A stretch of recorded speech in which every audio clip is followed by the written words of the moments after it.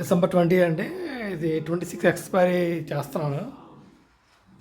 So present adjustment ఏం చేయలేదు. ఎందుకు చేయలేదంటే అప్ సైడ్ మూవ్ ఛాన్స్ ఉంటుంది. ఎందుకంటే సెల్లింగ్ బాగా జరిగింది. స్టాప్ లాసెస్ అన్నీ అవైలబుల్ పైన ఉన్నాయి. సో ఏమాత్రం షార్ట్ కవరింగ్ జరిగినా సరే